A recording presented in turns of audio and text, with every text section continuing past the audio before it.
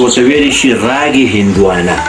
لکه سړی چې څنګه هندوانه وخوري او ټټر یې یخ شي همدغسې دی چې زما راګې هندوانه واوري نو د ده مازغه یخ شي نه منه بیا شروع شه ده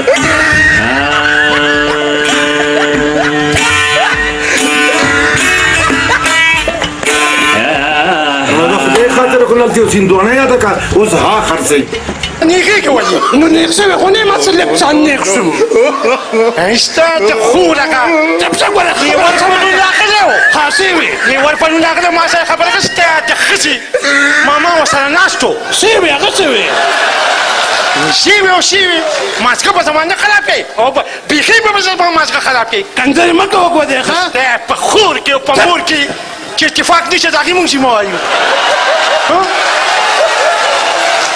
نور څه ونه یې مخکې ګوره خراب به دې کړم ګوره خدای چې صبر کړه ستا په ښځه باندې زما دنیا 2.5 روپۍ پاتې دي راکړه شابه راکړه اوس چې ما څه نشته نو څه ده السلام علیکم زه یم ستاسو ورور ستاسو ملګری اجاز بونیری ګرانو قدرمندو کتونکو څه ورځې مخکې په سوشل میډیا دا خبر خور شوی و چې اسماعیل شاهد عرف مانې د دوی ډرامې د پن مزاح او اصلاح نه ډکې وي کومې چې د خلکو په مخونو خندا او مسکا خوروي نو څه ورځې مخکې داسې قسمه ویډیوګانې وایرل شوې وې چې اسماعیل شاهد وفات شوی دی نو دا خبره بالکل دروغ دی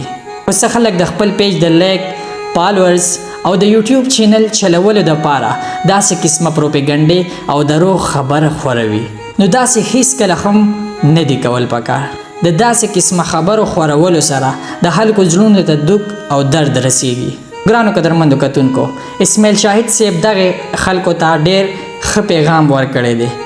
راځئ چې وایو اعوذ بالله من الشیطان الرجیم بسم الله الرحمن الرحیم زما خوږو مینوالو مشرانو کشرانو السلام علیکم ورحمت الله وبرکاته ته پکار دي چې د خپل ګناهونو معافي وغواړو خبرونه زما خوږو مشرانو الله ته کینې الله ته منت زاری وکړي او ورته چې یا الله موږ معاف کړي که موږ نه څه ګناهونه شوي موږ نه څه غلطي شوي یا الله موږ معاف کړي رب العالمین همدا وخت یې ګورې بیا به بنده ارمان کوي وخت به پې تېري اولاد ته خپلو بچو ته به ووایئ مشرانو ته خواست کوم درخواست ورته کوم او هغوی ته هم خواست کوم چې ټوله فیملي به تباه و برباده کړي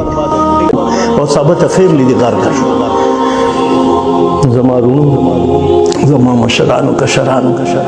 بس توبه وباسئ دا به ستاسو ډېره مننې ډېره مهرباني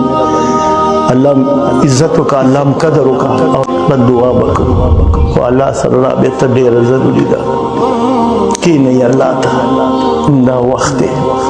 بیا به ارمان کوي وخت به تېري